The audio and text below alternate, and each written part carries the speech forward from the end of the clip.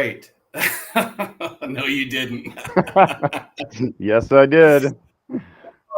Dan's just come back from the dungeon. So Dan, I would keep the dungeon, but I wouldn't live in it. Yeah. But we should probably save all the buying a castle in Scotland and renovating it talk for the end of this, because we're about to start an Ask Me Anything session. And we've got some people chiming in already. Yeah, love it. Welcome, everyone. Sergeant Dan Mills with Sergeant Nick Keys, Northwest and East Region, here to represent. Before we were online, we were talking about Nick wanting to buy a castle in Scotland to convert to an Airbnb. So if you think that's a good idea, let us know. And I graciously offered to help go over and help him reno it. Not that I know what I'm doing, but I'm willing to learn in Scotland for sure. I'd say, Dan, you seem like the kind of guy that could help reno a castle. I could help. I'm not leading the project, but I could help. And that will be the theme of today's AMA, will be castles. No, it would be not so much rebuilding a castle, but building your portfolio to become a police officer is probably more what these folks are interested in. What a segue. That was brilliant, Nick. All right. That was brilliant. I'm here. I'm getting a lot of good afternoons. You got to get a 10 out of 10 would sleep there for free. Yeah. What's that? The 10 out of 10 would sleep there for free in Scotland at your Airbnb. You would sleep there? No, you wouldn't, because I got to pay off these renos for this castle. So, hey, let's talk about your trip to Thunder Bay. Yes. How'd you like Thunder Bay? I love Thunder Bay. I got the opportunity to do a little road trip with some of our team up to Dan's neck of the woods in Thunder Bay. So I got to stop at a bunch of great places along the way. I got to explore some of our northern detachments, like Greenstone, and a bunch of great places like Little Current, and see some pretty amazing spots. Oh, hold on, I'm getting a message from the mothership. We do get messages every once in a while from the mothership on our secondary chat here. So if you see me derail, don't just ignore it. Anyway, yeah. So we just came back. When was that? About 3 weeks ago, 4 weeks, where we did our little end of August, mid-August, I guess it was when you were here. So I got to road trip up in the Truth and Reconciliation vehicle, and if you haven't seen that, you should Google that, because it's a pretty cool vehicle that they've wrapped in honor of Every Child Matters and reconciliation. So that was very neat, and seeing everyone's reactions to that vehicle. I wasn't sure going up there, as you know, Scottish settler guy going up in a vehicle wrapped in Indigenous art and everything. I was wondering how people would receive it, and the reactions were great. And it was really cool. And then we got to go up and see Dan for his OPP Bound event. And yeah, there was a lot of great people at the event. A lot of we got to hear from Elder Bob Baxter, and we got to people got to experience a little bit about a little more in depth about the whole recruitment process. And I think it was a great event. So good on you, Dan, for everything you did up there to put that together. Yeah, well, it was a team effort. I think like Liz Coretti, our outreach coordinator, did a pile of work on it, obviously. And I mean, it wouldn't have been the success that I think it was without everybody that was involved. So it was a super good event, and I think it was successful enough that we're looking at doing more events in other areas of the province in the future. So for those of you who are tuning in, keep an eye on that and see where the next one's going to be. And if it's close by, then by all means, I would suggest getting on it. So there's some questions coming in here. Rob's talking about saying we should look into building a podcast. We're working on a few. I've got a few already recorded, like a handful of them for the next season are already recorded. And I feel like we're going to be releasing those soon. Actually, I'm recording another one on on Thursday with Duncan. Actually, we're finally connecting. Nice. Yeah, with the forensic artist for the OPP. So I'm looking forward to that conversation. That should be an interesting one. Yeah, he was able to do a little presentation for us at the OPP Bound event, and it's a super interesting position he's got with the OPP. So Yes. And I forgot to mention that whole northern adventure that we took up to Dan's neck of the woods. There's going to be some videos coming up that you'll get a good idea of what that was all about. So keep an eye on our YouTube page, and you can get an idea of what that was all about, and take a look at some of our northern detachments in case you're daydreaming of a career in the north and romanticizing about your time beside a beautiful lake. there's a lot of them.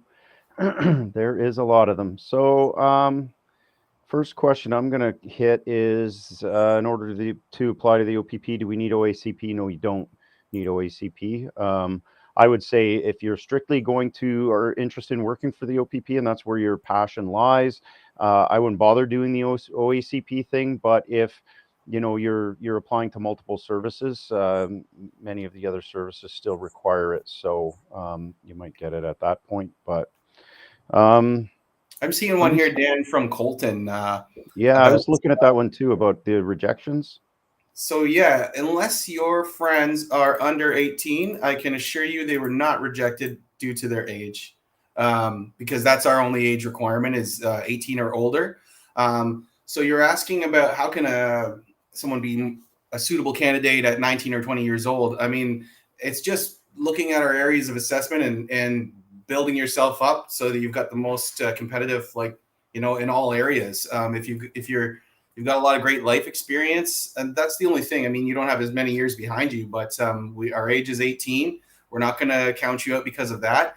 If you have, less experience and less things to speak of in your interview, let's say, or on your application, that could impact you, but it's not going to be your age. So yeah, all the 19 and 20-year-olds out there that are thinking of applying, don't let the age thing deter you, because it's definitely 18 and up. You're good to go. And I mean, the unfortunate thing in that conversation is that with age comes experience, right? And can further develop your competitiveness, right? And so that's not anything against younger people in the process. They just haven't had life to develop some of those areas of assessment that we have. But even as like, say, a high school student, you can set yourself up if you know what your interests are and you're interested in this career. You can work toward creating experiences in those areas of assessment even at a young age. So yeah. And Dan, I've heard you talk about this in the past, but we have Caitlin's asking about what's a good example of a structured answer to an essential competency question. I saw that too. I was like, oh yeah, I totally want to answer that question. That's a good one. So usually essentially competency questions are framed around, tell me about a time when, right? That's kind of the framing of the question, and they can be regarding a number of different competencies, right? So I guess the best way, and I know that they teach this in police foundations in Confederation College here in Thunder Bay. I don't know if they teach it at other police foundations courses, but usually those answers, they teach you to frame them as, it's called the SAIR kind of, what they call the SAIR concept or layout. So SAIR is an acronym, SAIR: situation, action, intent, and response. So let's say I had a problem, somebody asked me about an example when I had to solve a problem, right? I would use so the situation would be, I'm just making this up off the top of my head. The situation would be that outside my office door, there was a water leak that was pooling on the floor, and it created a slippery surface, right? So that's the situation. My action would be that I got a hold of the custodial staff. I let them know the problem.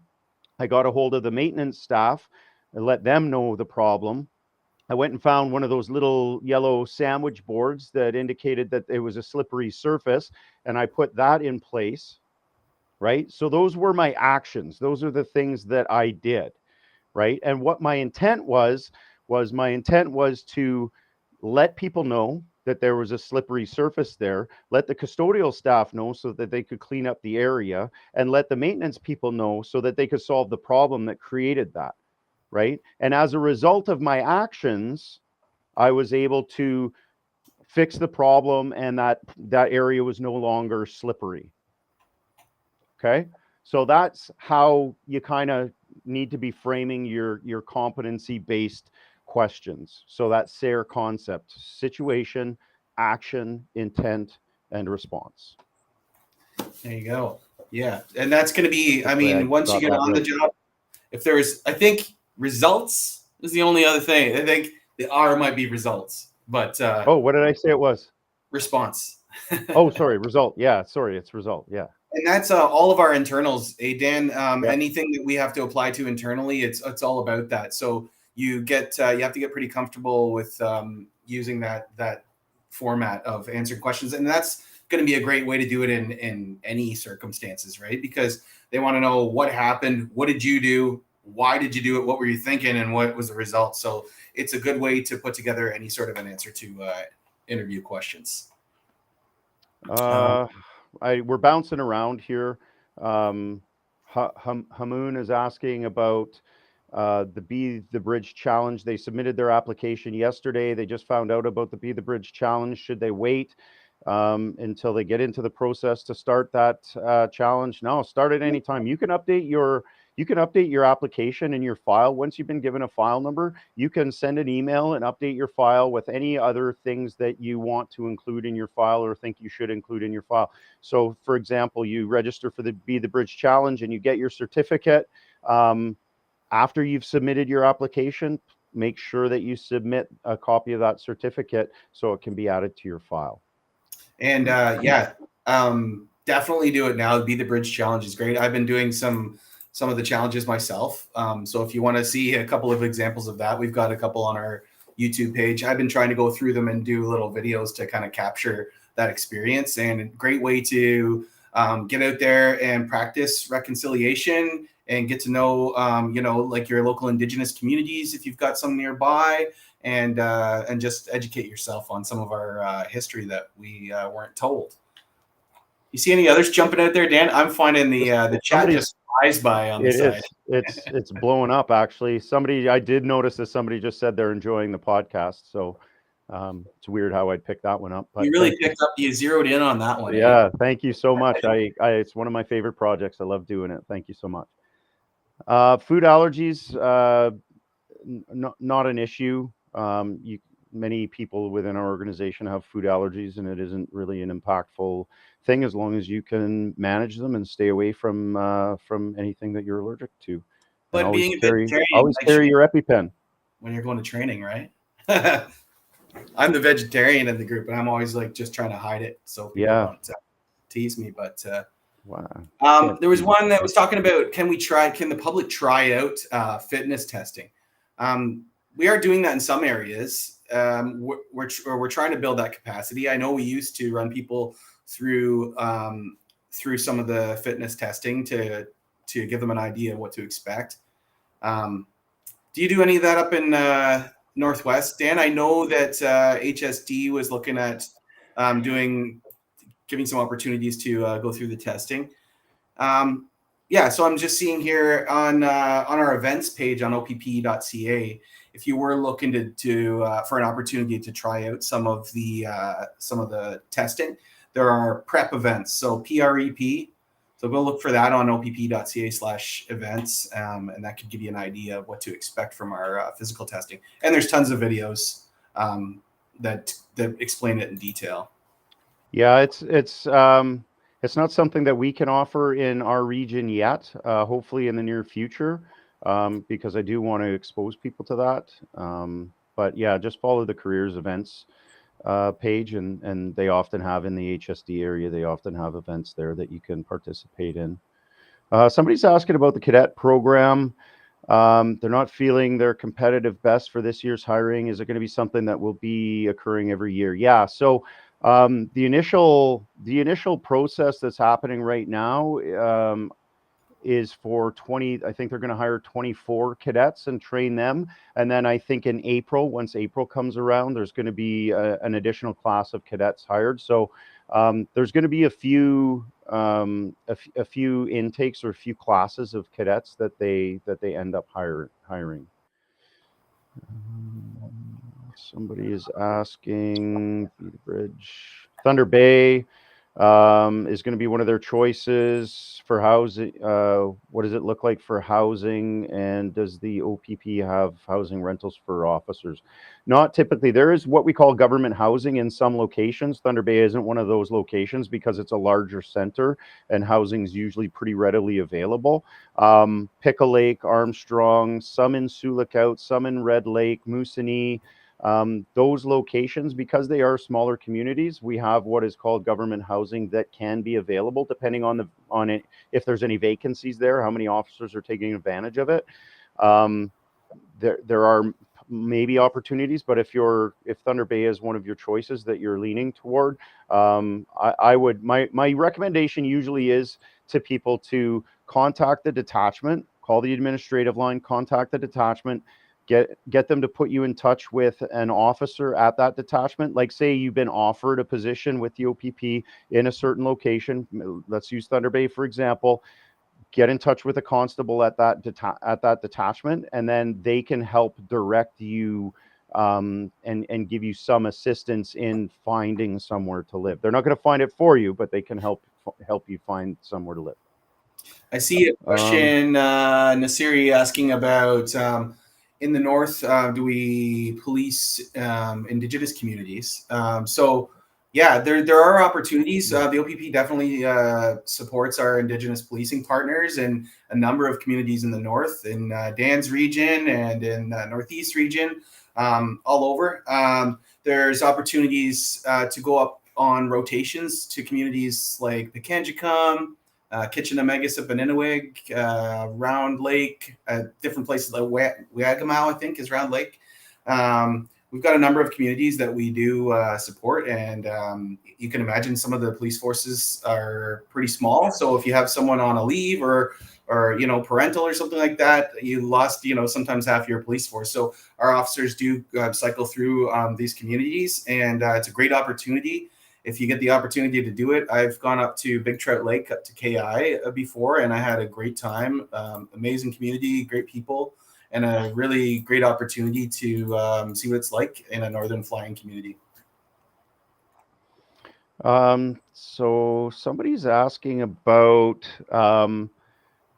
Nasib has just given a little bit of a brief background on themselves. And then the last statement is, I don't know what they look for in a candidate. So if ever I am having a conversation where they're starting from scratch and don't know what to do to get a job with the OPP, I always direct them to opp.ca/careers. Everything that you need to know about our hiring process, what our minimum requirements are, what our areas of assessment are, what the fitness looks like, everything is on that website, opp.ca/careers. Okay. And I always recommend, take a look, read it over really well, make sure that you can digest the information. And then if you have any other questions, Nasib, after you've done that, I would say then hop on the next Ask Me Anything session and ask questions at that, more directed questions at that point. Okay.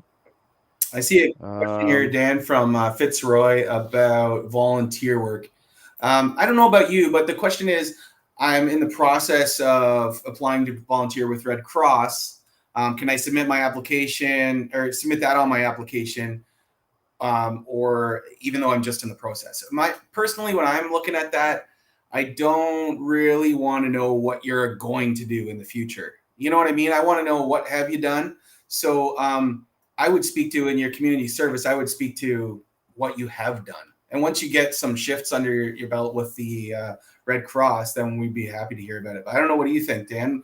If it's something you're like, I'm planning to do amazing volunteer work in the future, but I haven't yet. I don't know. It doesn't have the weight. Definitely, it doesn't have the weight that this is my body of work versus I imagine this is what I could do, right? It doesn't carry the weight that, and again, I always tie it back to, like, whenever I ask people, why do you want to be a police officer? The most common, most frequent response I get is because I want to have a positive impact in my community. Okay, well, how are you doing that right now? Are you just waiting because you're like a coiled spring? You're just waiting to become a police officer so you can, like, wham, have this positive impact in your community? You can do that without being a police officer. You can do that in many, many, many ways, right? And if that's what's important to you, then that's what I want to see. Okay. Best advice to achieve level 7 on the shuttle run. Do the shuttle run over and over and over and over. I It don't. will get easier each day. Yeah, it's the shuttle run is one of those things, like, just continue to work on your cardiovascular fitness. Um, but I would say beyond that, you have to, there's some technique behind it. You can develop good technique in doing the shuttle run that will make you more efficient and help you get further and go deeper into the shuttle run. But you have to do it and be aggressive when you do it. Like, have a winning mindset when you do it. You know that levels 5 through 7 are going to suck, right? They're the hardest of that whole task, right? So know that and expect it, so that when it does suck, you're not defeated, right? So yeah, Yeah. that's my advice on that. Someone's asking if they can apply to the OPP as a constable if they're an auxiliary with another police service. Absolutely. I see you're talking about having a 2-year commitment to that program. So that's something to consider, right? I mean, we're not going to count you out. It would definitely be an advantage if you had auxiliary experience with any police service. However, if you've agreed to a 2-year commitment, then I mean that's going to show your commitment to it. It's not something that we would. It would be more on the other end, where they might be concerned about you taking off before your 2 years. But we don't really require that with our auxiliary program, and we'd happily accept auxiliaries from other services for sure. It's a good experience. Auxiliary is a great program. Like any auxiliary program, I can speak to the OPPs because I was a member of our auxiliary program. That's how I launched my career into policing. But I've done countless training, like as an instructor. I've trained a lot of our auxiliary members as well, and I know what that program is and does for people. And like it's great for developing leadership, giving some educational experience, giving some community service, right? It really develops you as a person in our 10 areas of assessment. So, and that's not just the OPP's auxiliary program. I can guarantee you almost that any auxiliary program that you're affiliated with would give you all of those same benefits as well. And someone was asking what's the next intake, how many officers. So our intakes, we're looking at 135 is what our goal is for all of our intakes. And our next class is October. Is that when our Beginning of December. December? Yeah. Sorry, December. So yeah, we're hoping for 135 in each class, and we're talking about increasing to 4 intakes per year. That's what OPC is looking to do, but we're not sure exactly when that's going to happen. A lot of questions just keeps bouncing on me. Yeah, I know. It's great. Coming. It's difference between municipal and provincial police. Blue stripe, red stripe. Yeah, that's kind of is the easy explanation. But I started as a municipal police officer with the Atikokan Police, and then we were amalgamated by the OPP. So I've had a little bit of experience with both. Municipal policing is I'm not going to say it's more community based, but it's a different organization. It's a different vibe. It's kind of like I think of it as silos. It's a lot more single siloed versus the OPP or a provincial organization, which is like there's just a lot going on in a lot of different places.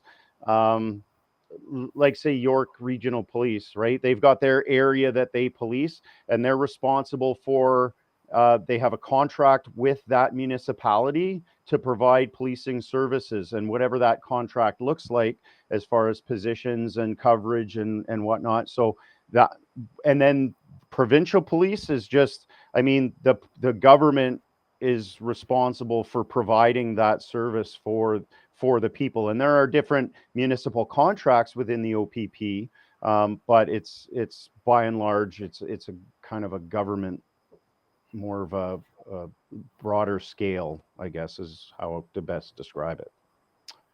Yeah. I see a couple here from Jamal and Andre that are similar questions about posting selections.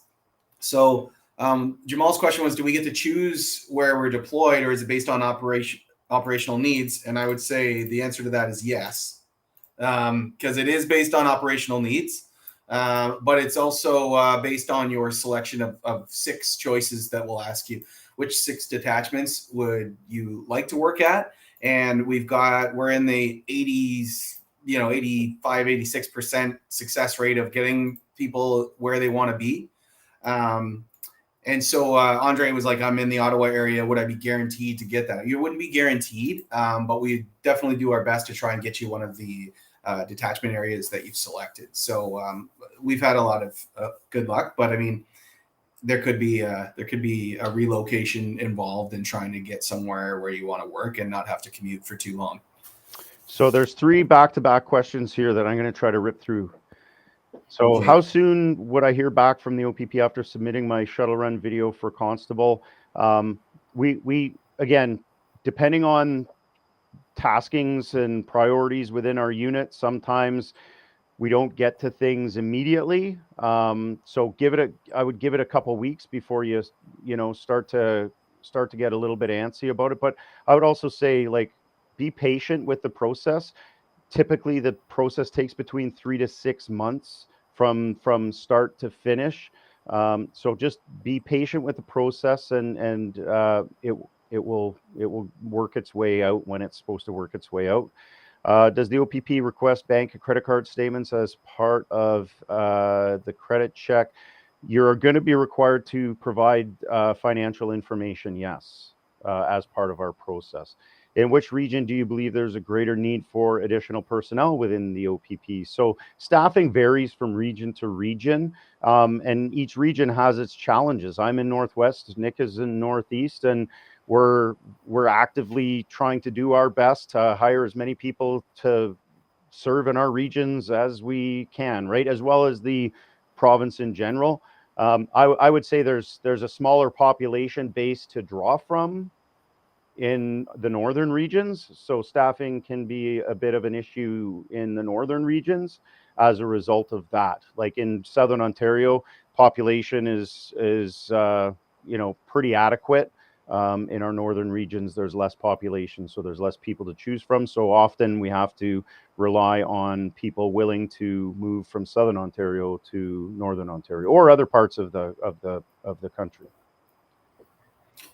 I've got Blitz asking, what is TRU? So that's that would be like our equivalent of like a SWAT team. So Tactics and rescue unit. Yeah, and so that would be our tactical team. And that's the end of that question. Would the absence of post-secondary education deter applicants' ability to be competitive in the process? What I would say to that, Thomas, is we have an education requirement, which is your grade 12, your high school diploma. If you have that, you're eligible to apply. Obviously, if that's all you have, you're going to have less than some people in that category of education. Maybe you've done a bunch of continuous learning on your own. Maybe you've done education that's not formal that you can speak to that will boost that. But you just basically have to be more competitive in other areas. It's definitely not going to it'll make you less competitive in the area of education just by that statement alone. But there's other ways to show that you're continuous learning, and there's other ways to be competitive. So definitely we want people that are going to want to keep learning and keep growing, right? So it's not necessarily about what piece of paper you have in your hand, but we want that growth mindset, and we want people that are going to keep learning, because this career keeps changing. I mean, even from when you started, with the OPP, Dan, and when I started, the changes that we've even seen since we've started have been huge. And whether it's technology or policy or police culture or whatever it is, it's constantly changing. So we want people that are going to be able to change with that and aren't going to be stuck in the mud in their ways and not wanting to learn. If that over answers your question, Thomas. So Caitlin's asks this weird question. What is the name of the podcast? I might as well answer this one. Tried to find What it, a weird didn't have it's not 10-5, is it? No. So our uniform recruitment podcast is called Reflections Inside the OPP. And you can find it on our social media there. If you just scroll through our social media, usually there'll be a link there when we release episodes, or you can find it on Spotify as well. If you just put in the search in Spotify, Reflections Inside the OPP, it should come up for you. Typical day. So Lucy is asking, can you please describe a typical day as a police officer? There isn't really a typical day as a police officer. So it varies every day, but I mean, a typical kind of, I guess, day might look like you get to work, you change, you put on your gear, you get all your kit ready, all the stuff that you need to take out onto patrol ready. You go in the constable's office, you check your emails, you get your car assignment, you get your zone assignment.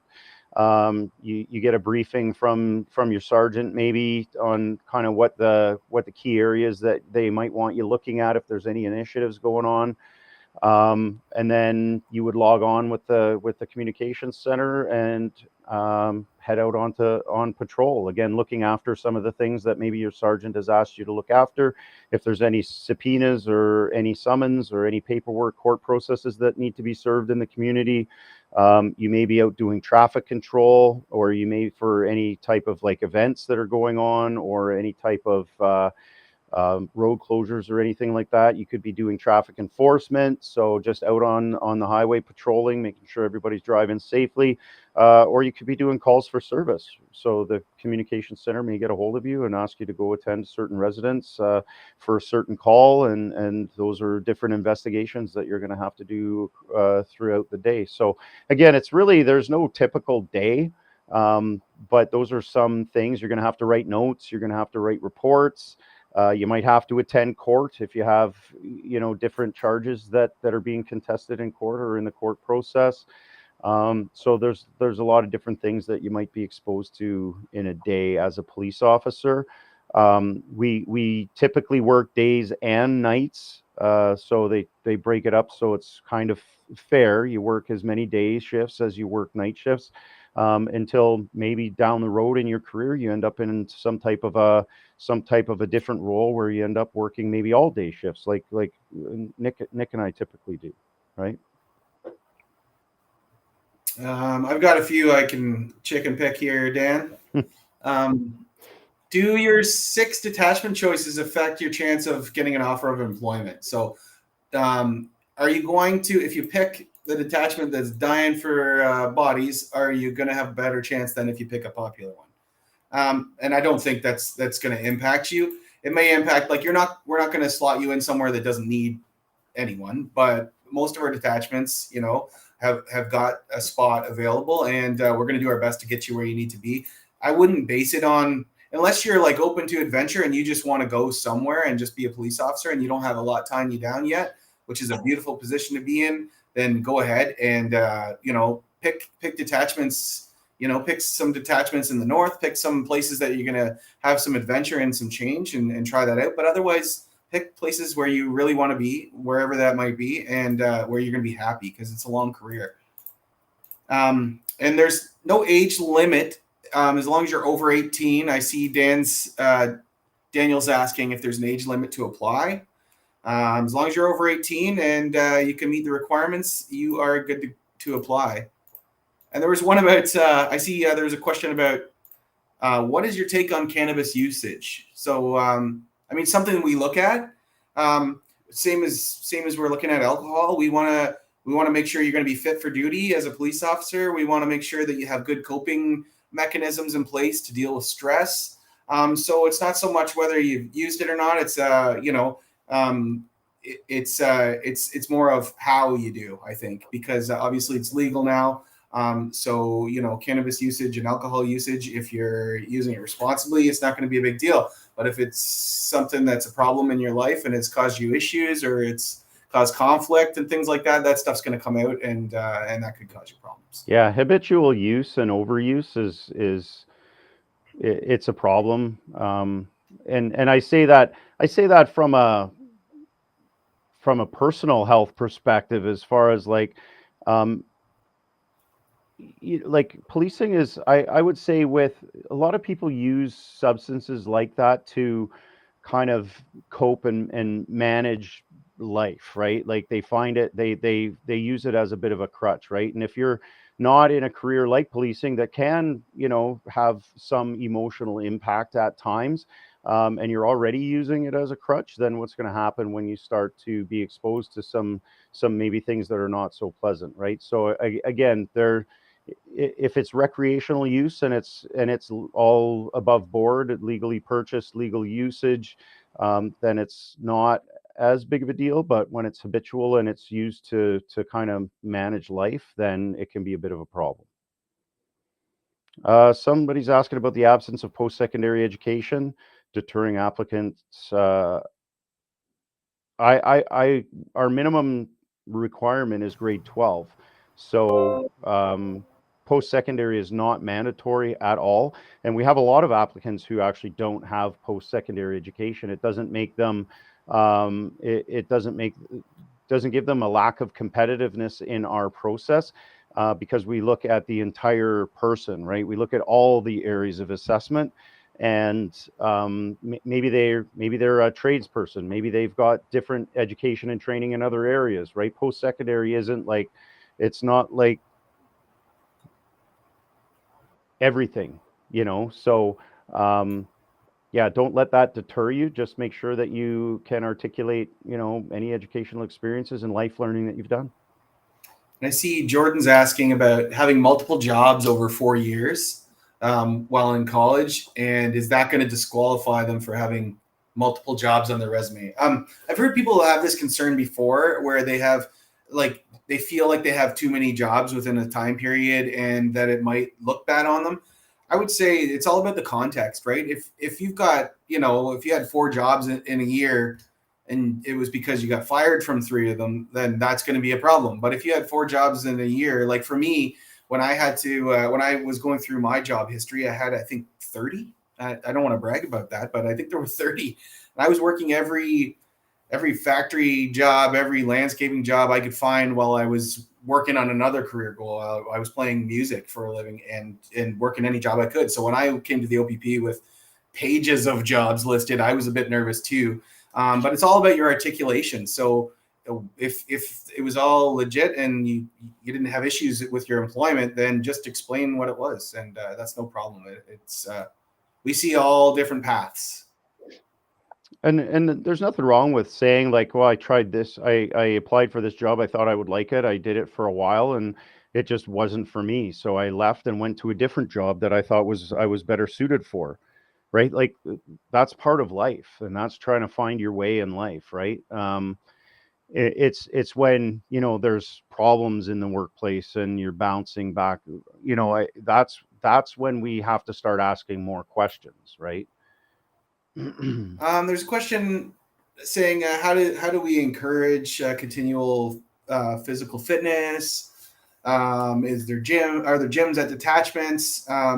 Some are fortunate enough to have their own workout facilities, and a lot of them it's driven by the officers at those locations that spearhead that. I know here at my location, there's a fitness center here, but my detachment when I was starting out, I didn't have one. But they do encourage us, whether it's the fitness pin, you could earn 4 hours for earning your fitness pin. There's different initiatives, and there's always some sort of organized events going on. So there's definitely like a spirit of that, of keeping fit and participating in fitness. Yeah, and the fitness pin is I'd say the most tangible way that you see it. Robert Pham says hi, Nick. Oh, hi, Robert. Robert had the opportunity to spend a couple days with us here in Thunder Bay.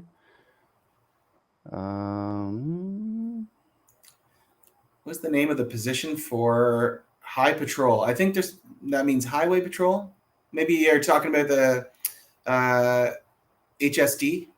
Yeah, highway safety division or traffic unit, maybe in some locations they have different traffic units.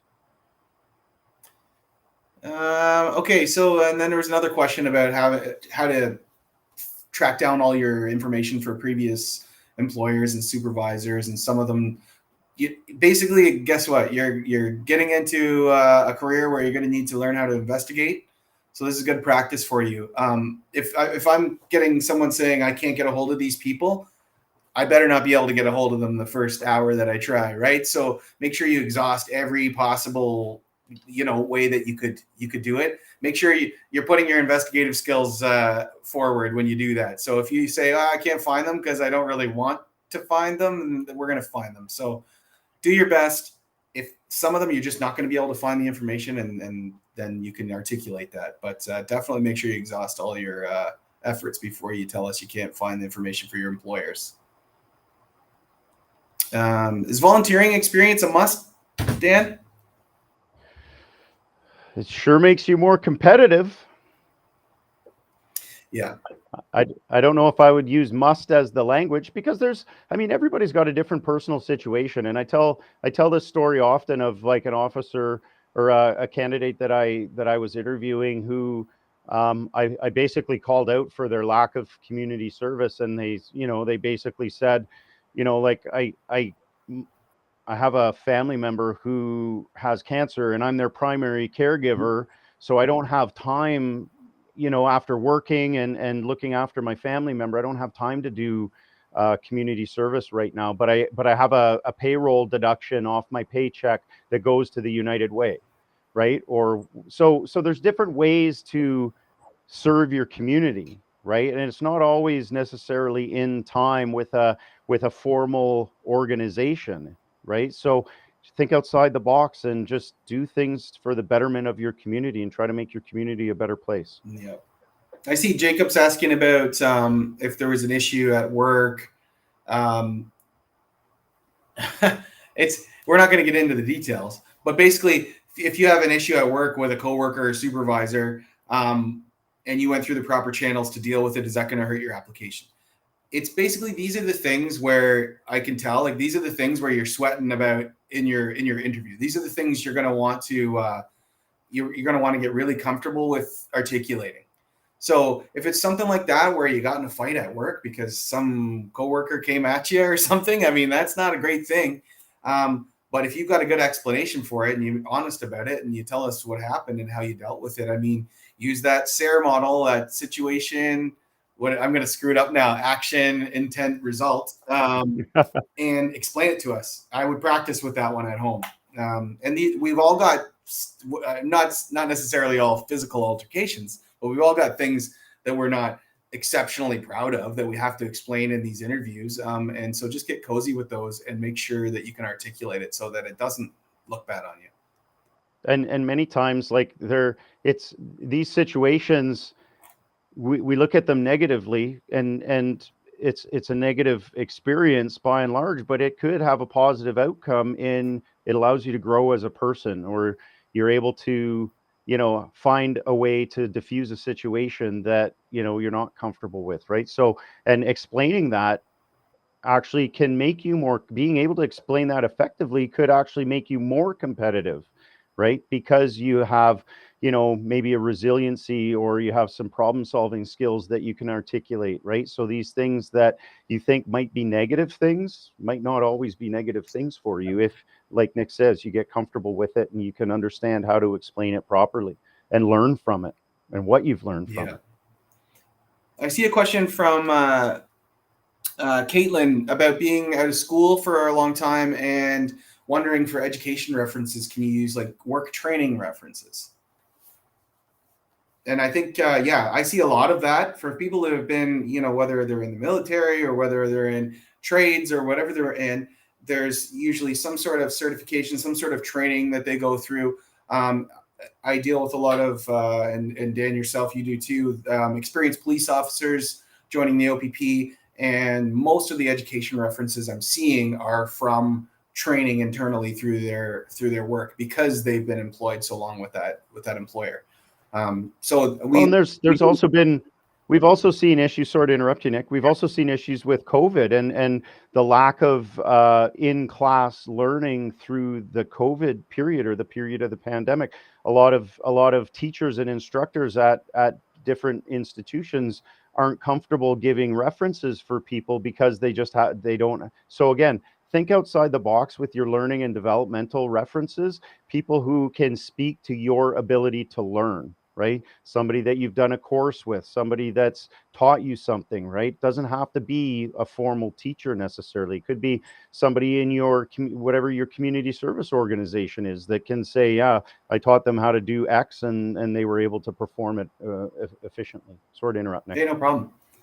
I'm just scrolling through the questions here. We're getting close. There's a lot of them. Yeah, well, it's good engagement today. So Yeah. I appreciate that. Everyone coming on here with their questions. So another question coming up from Michael is: are your current employers contacted and worrying about how that's going to impact you? So yes, you're definitely we're definitely going to speak to your current employers, but it's going to happen at a stage in the process after you've completed your interview successfully. So you can be a little bit more comfortable at that point about, you can't control what your employer is going to do. You may experience some blowback at work, and unfortunately, like, that's part of it. It's very unfortunate, but it happens.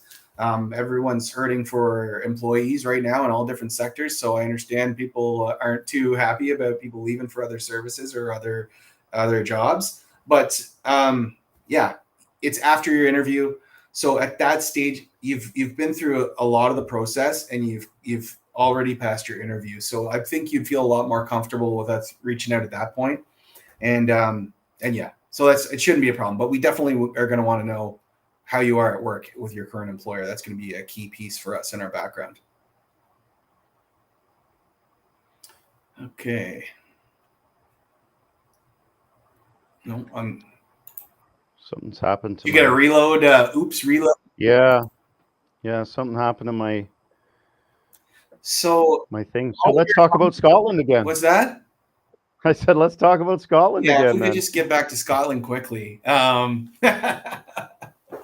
Oh, Dan, a guy can daydream, eh? I love listening, but I also love the Scottish Highlands a lot.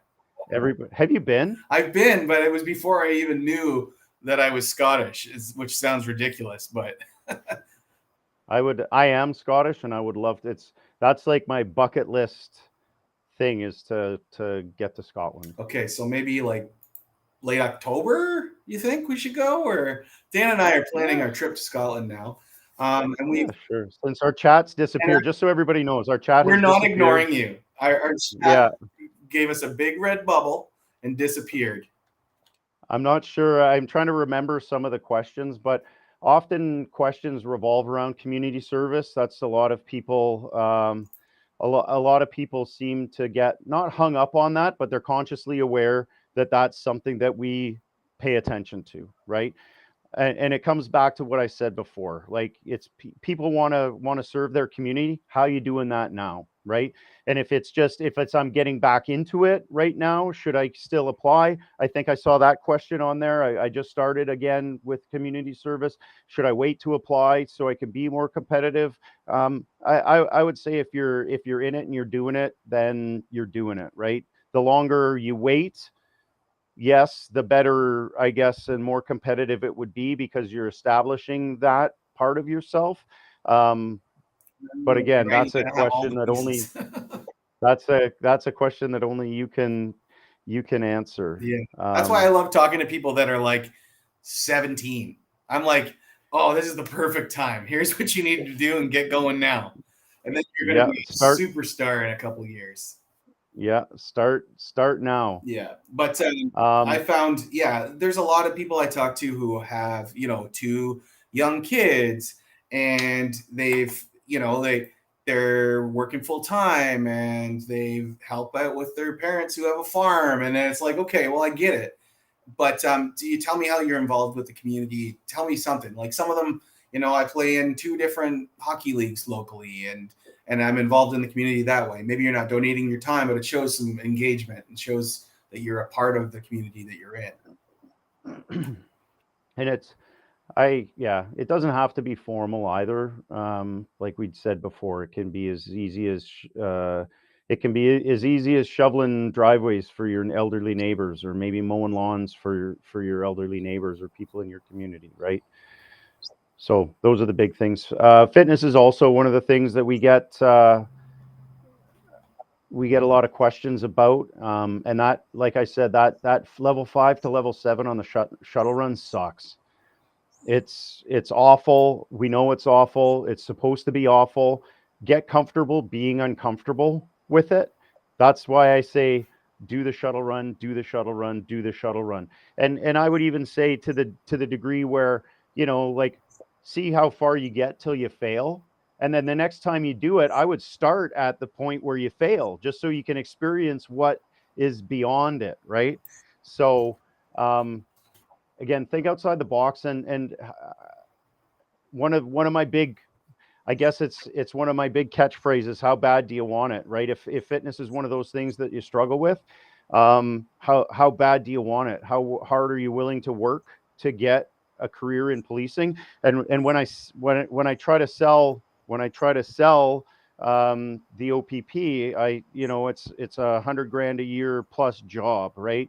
It's benefits, it's pension, it's support services. There's a whole bunch of things that come with this job, right? And again, what are you willing to sacrifice right now for that lifetime of security, right? So is it worth hiring maybe a personal trainer for a short period of time to help get you over that hump, right? Or to get you where you need to be, or give you that little extra motivation? I'm not saying go out and do that by any means. I'm just saying it's something that, why wouldn't you consider those things and think about options like that, right? And Fitzroy is a personal trainer, Dan, and is wondering, after doing that for 13 years, self-employed, could they use their clients as employment references? Yeah, 100%. Why wouldn't you? Yeah, absolutely. What a great resource to speak to your abilities, your knowledge, your skills, right? How you And then people. any of the courses that you've taken, as far as like getting your personal training credentials, like those are the people that you would want as your learning and development references as well, right? I had a good question here, and I'm not going to say I know exactly how to answer this question, but I think it's good. I think people probably wonder this. How do you mentally prepare for gory or traumatic scenes or incidents? R. Adams is asking. I mean, it's hard. You can't really prepare. You know that you might encounter these things, and you likely will at some point.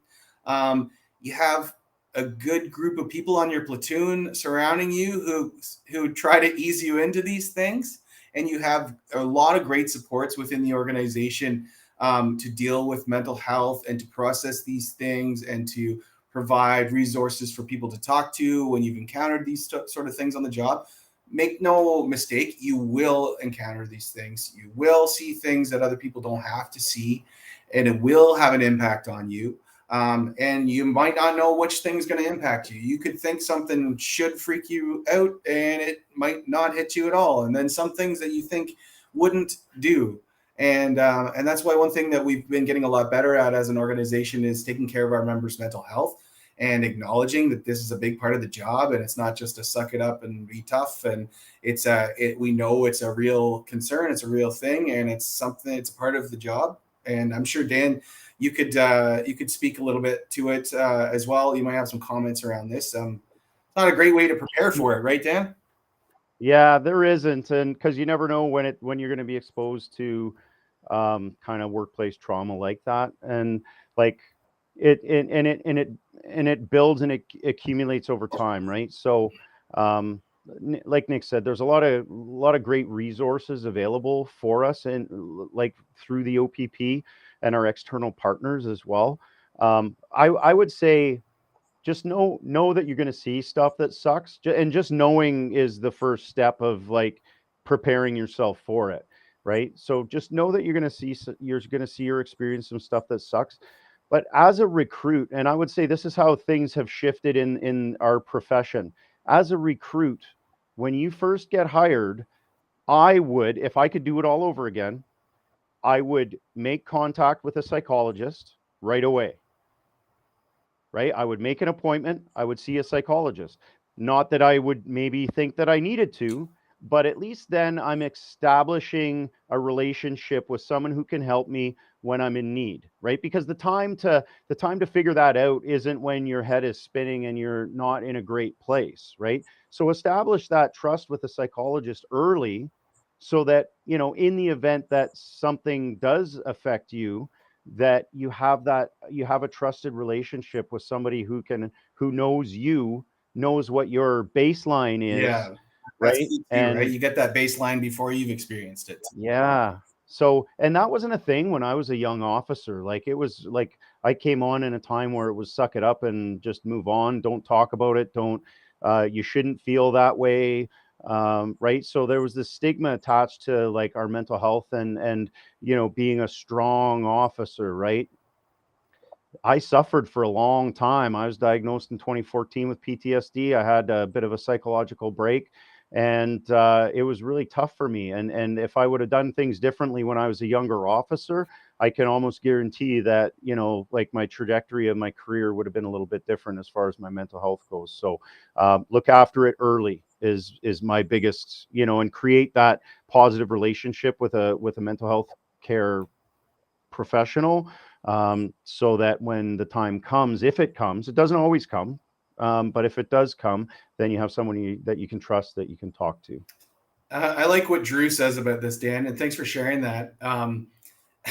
He said that he had a great quote about it's like going to the dentist. You don't go to the dentist when your teeth fall out for prevention. You go, yeah, go to the psychologist for prevention. Yeah, it's good. And don't wait until someone at home is like, get your butt in and talk to somebody, which is what we often do, or wait till it's impacting some part of our life where we feel like we have to. A lot of the time, we won't take that first step on our own. It takes somebody else Because we're noticing and kicking you out the door, which I've experienced myself at home. So yeah, definitely be proactive with it. Think of it if you're coming into it. We're coming into it at a time where there's a lot of awareness around mental health and the impacts on policing, and so you're coming into it knowing that, yeah, take Dan's advice and don't go into the dentist when your teeth all fall out. yeah, I like that, Drew. Yeah, that's a good We're one, Drew. stealing that. Sorry. Yeah, that's going to be a Dan Mills original next time I'm on here. Because we're going to delete this chat. Sorry, Drew. Yeah. Sorry, Drew. Anyway, Dan, I think that kind of wraps up our session. It's been a great engagement. And if nothing else, it's just great to see your face again. Yeah, well, you know what? I gave you that bro hug when we first came on together. It's always great seeing you. I hate that we don't answer every question. That's one thing that it really, I really hate not being able to answer every question. But again, if we didn't hit your question, please join the next one and throw it back on, and hopefully somebody else better, maybe recruiters better than us, can get to every question. All right. And Dan, we will talk offline about our trip to Scotland in search of Yes. castle real estate. Yes. Thanks, All everybody, right. for Thanks, everybody.